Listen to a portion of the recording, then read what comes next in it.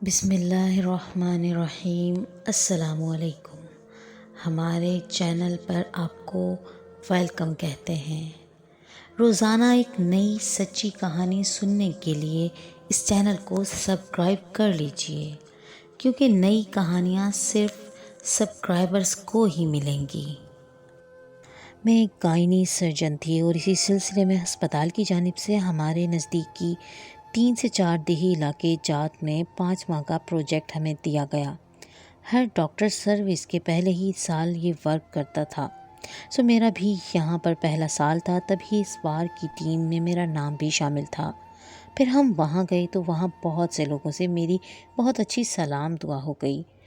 انہی میں ایک 10 سال کی تعبیر نام کی لڑکی جس نے اس دوران ہماری اچھی خاصی مدد کی، وہ میری یادداشت میں مقیم تھی۔ وہاں سے واپسی پر میں رفتہ اپنی معمولاتی زندگی میں بس کبھی کبھار ہی صحیح ان سب کو یاد کر بیٹھتی تھی۔ چند ماہ بعد ہی میری شادی ہو گئی اور یوں دیکھتے ہی دیکھتے 8 سال گزر گئے، اور اس دوران میں ایک دارالامان سے بھی وابستہ ہو چکی تھی۔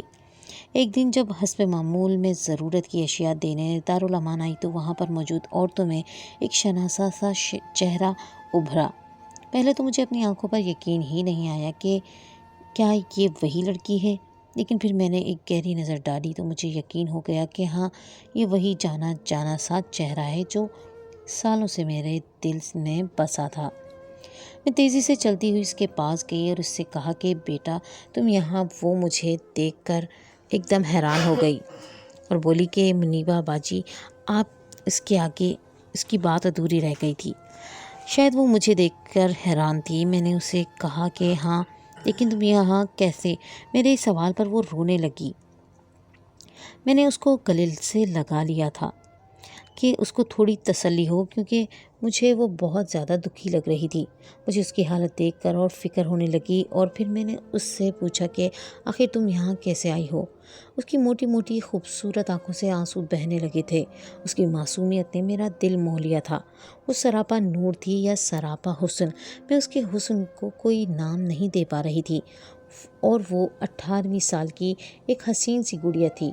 وہ معصومیت سے میری جانب دیکھتے ہوئے بولی کہ باجی جی، میں آپ کو کیا بتاؤں، آپ تو جانتی ہیں شروع سے کہ میں نے ایک یتیموں والی ہی زندگی گزاری ہے۔ میرے ابا کی موت کے بعد میری پھپھو مجھے اپنے گھر لے آئی تھیں، لیکن ان کے شوہر کا رویہ میرے ساتھ بالکل بھی ٹھیک نہیں تھا۔ چند سال ہی گزرے تھے کہ پھپھو بھی چل بسیں۔ میں اس گھر میں بالکل تنہا ہو گئی تھی۔ ہر شخص کا چہرہ مجھے اجنبی لگنے لگا تھا۔ اس گھر میں کوئی بھی میرا اپنا نہیں تھا۔ ایک میری پھپھو کی ساس ہی تھی جو میرا خیال کرتی تھی اور مجھے بیٹیوں کی طرح چاہتی تھیں۔ میرے انکل اور ان کے بھائی بہت بڑے بزنس مین اور اپنے علاقے کے بہت بڑے بدماش بھی تھے۔ ایک رات ہمارے گھر میں ایک تقریب چل رہی تھی۔ میں اپنے کمرے میں بیٹھی پڑھ رہی تھی کہ اچانک بجلی چلی گئی۔ مجھے اندھیرے سے بہت ڈر لگتا تھا۔ بجلی جاتے ہی میرا دل لرزنے لگا تھا۔ میں کمرے سے نکل کر باہر بھاگی، مگر دادی کے کمرے کے قریب جیسے ہی میں ہال میں پہنچی تو وہاں میری ٹکر کسی مرد سے ہوئی، اور اسی لمحے بجلی بھی آ گئی۔ اس شخص نے میرا چہرہ دیکھ لیا تھا، میں نے بھی اسے ایک نظر میں دیکھ لیا تھا۔ وہ ایک 70 سے 80 سال کا بوڑھا تھا۔ میں اسے دیکھتے ہی الٹے قدموں دوڑی۔ میں وہاں سے لوٹ تو آئی تھی، لیکن میں نہیں جانتی تھی کہ وہ اس سب کے نتیجے میں میری پوری زندگی بدل کر رہ جائے گی۔ اور اگلے چند روز کے بعد ہی جب میں انکل کو چائے دینے گئی تو انہوں نے مجھے ایک ایسی بات کہی کہ میری روح تڑپ کر رہ گئی۔ انہوں نے مجھ پر حکم صادر کر دیا کہ اگلے ہفتے تمہارا سیٹھ طفیل کے ساتھ نکاح ہے۔ میں نے ڈرتے ڈرتے پوچھا کون سیٹھ طفیل؟ میرے انکل نے مجھے خونخوار آنکھیں دکھاتے ہوئے کہا کہ شریف گھرانوں کی لڑکیاں اس طرح سوال نہیں کرتی۔ خیر تم نے پوچھ ہی لیا ہے تو بتا دیتا ہوں، وہی سیٹھ طفیل جس سے اس رات تمہاری ٹکر ہوئی تھی۔ یہ سنتے ہی میرے ہاتھ سے چائے کا کپ فرش پر گر گیا۔ انہوں نے میرا رد عمل دیکھ کر میری جانب آگ برساتی نظروں سے دیکھا۔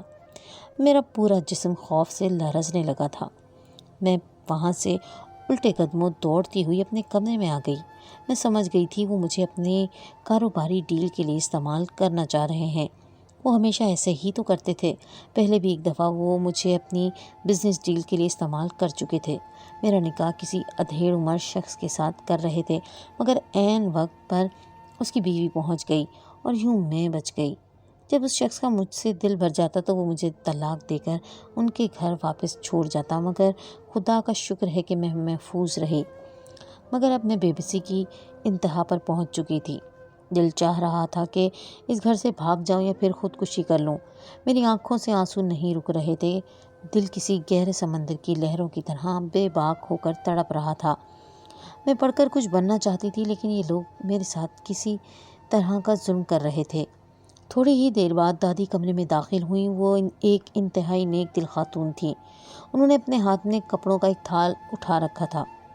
وہ میرے پاس آئیں اور بولی کہ کل تیرا نکاح ہے بچی، یہ جوڑا آیا ہے، تمہارے نکاح کا ہے۔ میں ان کے گلے لگ کر پھوٹ پھوٹ کر رونے لگی۔ میں نے کہا دادی آپ تو یہ ظلم نہ کریں میرے ساتھ۔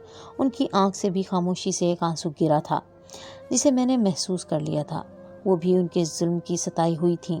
انہوں نے کہا بیٹا تیرے انکل بہت ظالم ہیں، یہاں تیری جیسی معصوم بچیوں کی کوئی جگہ نہیں ہے۔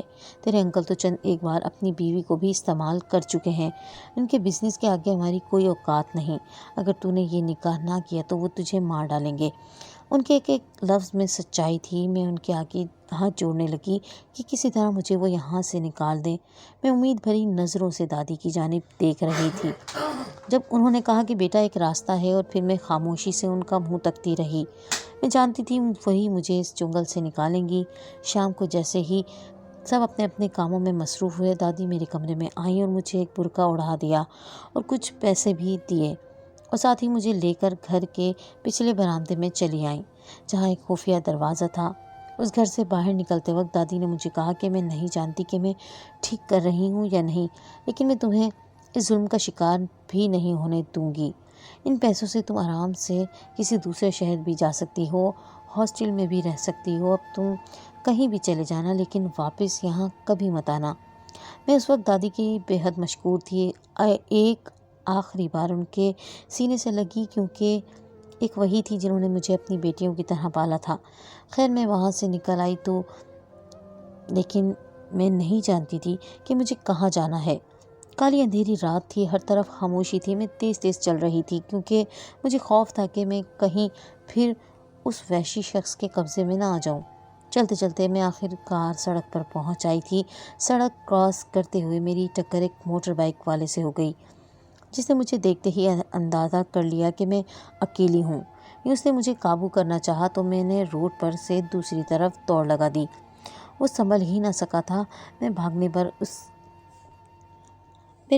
پر اس نے بائک سائڈ پر کھڑی کی اور میرے پیچھے دوڑ پڑا، مگر میں اس سے فاصلے پر تھی اور عزت کی خاطر جانے کہاں سے ٹانگوں میں اتنی جان آ گئی کہ میں اتنی تیزی سے دوڑ رہی تھی۔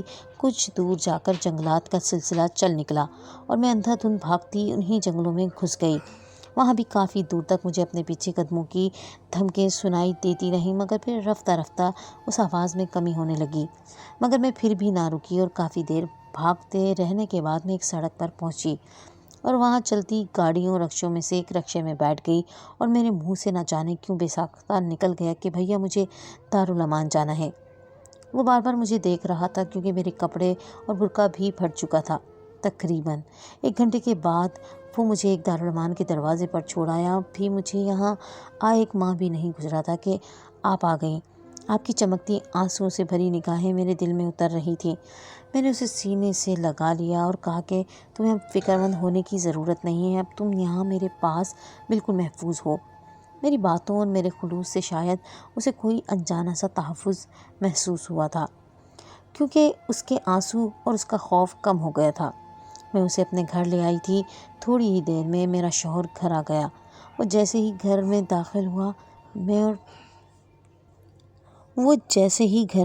ہوا میں اور تعبیر ڈرائنگ روم میں بیٹھے تھے۔ وہ تعبیر کو دیکھ کر چونکا اور بولا یہ کون ہے؟ میں نے اسے آنکھ کے اشارے سے خاموش رہنے کا کہا تو وہ فوراً چپ ہو گیا۔ تب میں نے اسے بس اتنا بتایا کہ یہ میری جاننے والی ہے اور اب یہ یہیں رہے گی۔ اس نے ایک دم چونک کر سوالیہ نظروں سے میری جانب دیکھا اور پھر خاموش ہو گیا۔ میں جانتی تھی اسے اس بات پر کوئی اعتراض نہیں ہوگا، کیونکہ وہ مجھ سے بے حد محبت کرتا تھا۔ تھوڑی ہی دیر بعد اپنے کمرے میں جاتے ہی زہیر نے مجھ پر سوالوں کی بارش کر دی یہ کون ہے، کہاں سے آئی ہے، یہاں کیوں رہے گی اور تمہاری کیا لگتی ہے؟ تب میں نے اسے بتایا کہ 8 سال پہلے جب ہم ایک ٹیم کے ساتھ کام کے سلسلے میں گاؤں میں کچھ دن رہنے گئے تھے تو اس لڑکی کا گھر بالکل ہمارے برابر میں تھا اور یہ اکثر میرے پاس چھوٹے موٹے کام کے لیے آیا کرتی تھی۔ تب سے یہ مجھے بہت پیاری لگتی ہے اور اب یہ ہمارے ساتھ رہے گی۔ میں نے تعبیر کی ساری مشکلات کے بارے میں زہیر کو بتایا۔ وہ ایک دم غصے میں بولا کہ یہ تم نے کیا کر دیا ہے؟ اگر اس کے گھر والے یہاں تک آ گئے تو وہ تمہیں اور مجھے جان سے مار ڈالیں گے۔ میں نے اسے سمجھایا کہ یہ شہر ہے اور ہم اتنے بھی گئے گزرے نہیں ہیں کہ وہ اس طرح اس بچی پر ظلم کریں گے اور ہم ہاتھ پر ہاتھ دھرے بیٹھے رہیں گے، لیکن وہ کسی طور پر میری بات ماننے کو تیار نہیں تھا۔ وہ کہہ رہا تھا کہ کل کو کوئی اور اونچ نیچ ہو گئی تو سب سے زیادہ نقصان ہم دونوں کو ہوگا۔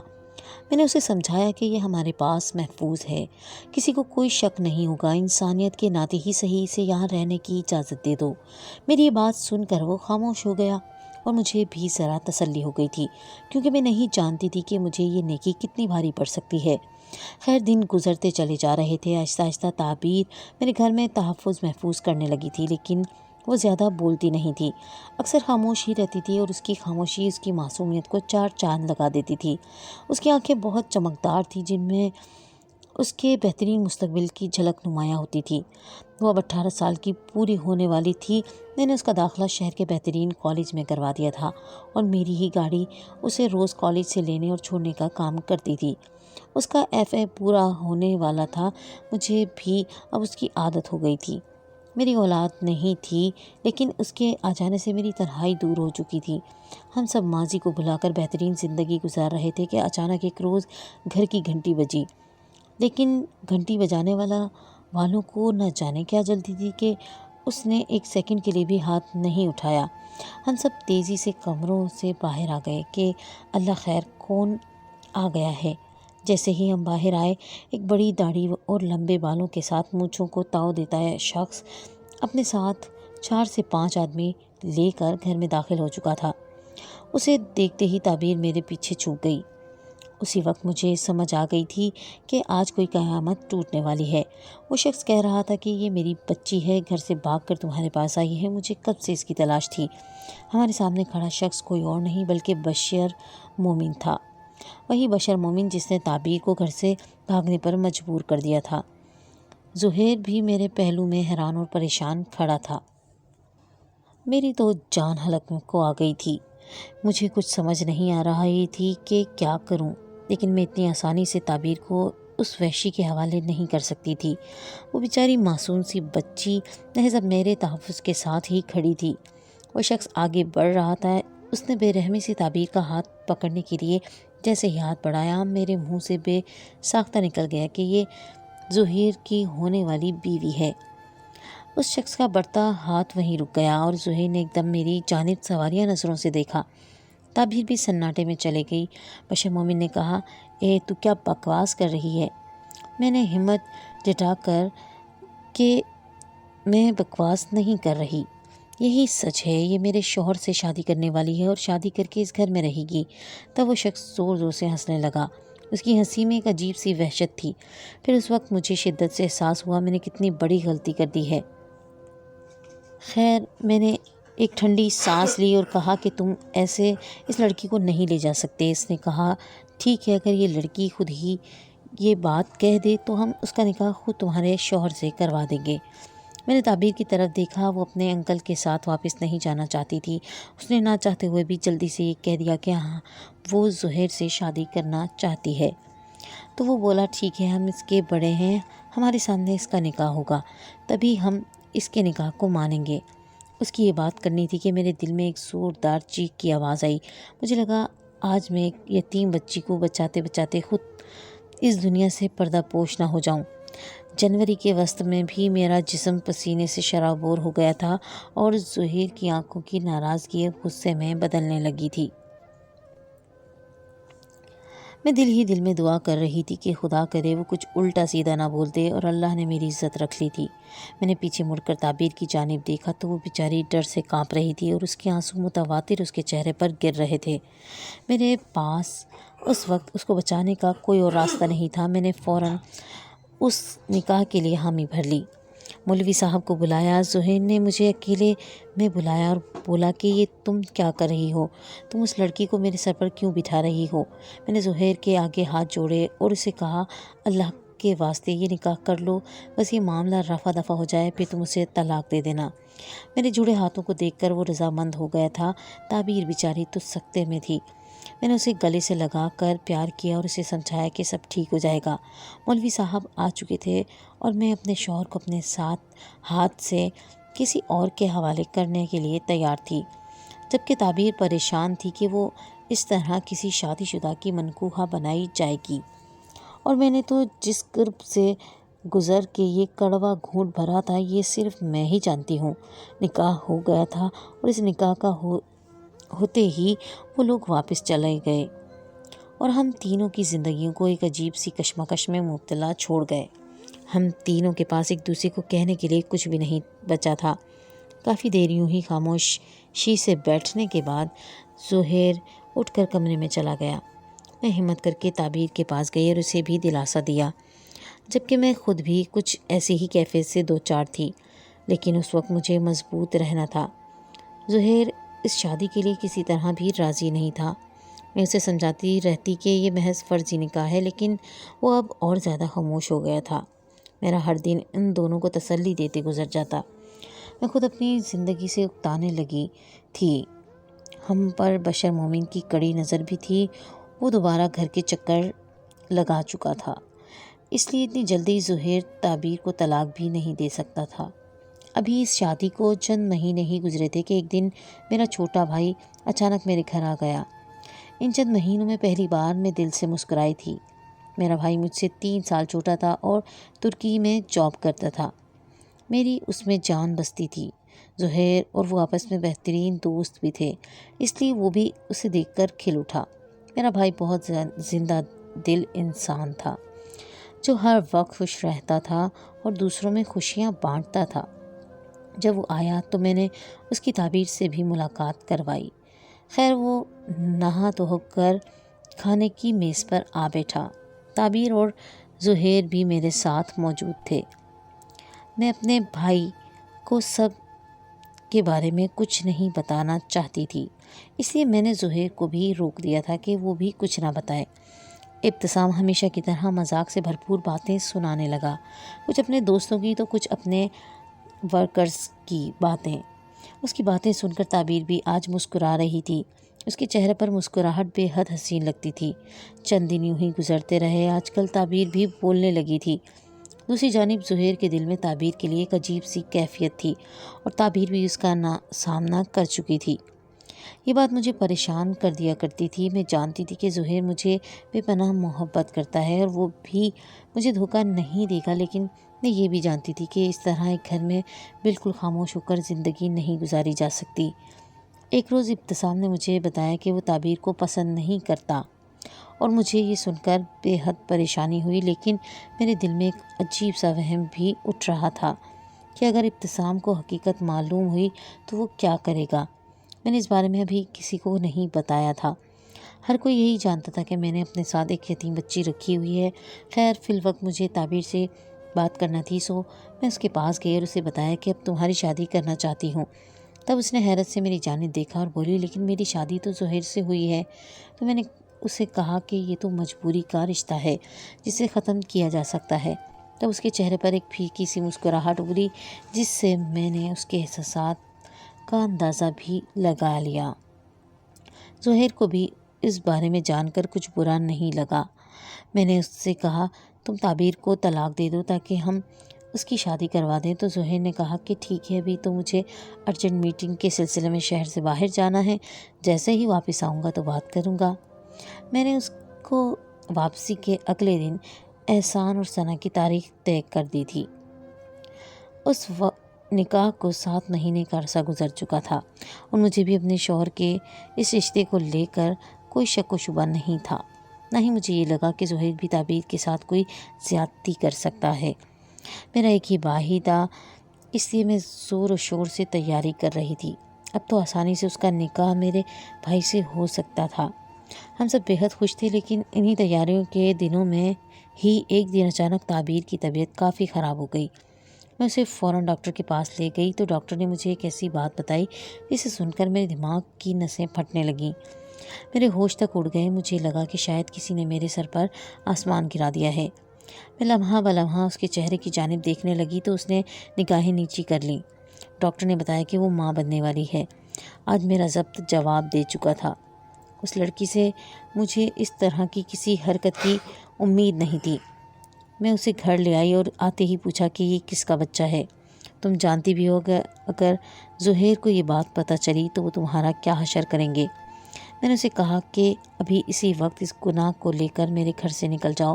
وہ میرے سامنے ہاتھ جوڑ رہی تھی کہ خدا کے لیے مجھ پر یہ ظلم نہ کریں۔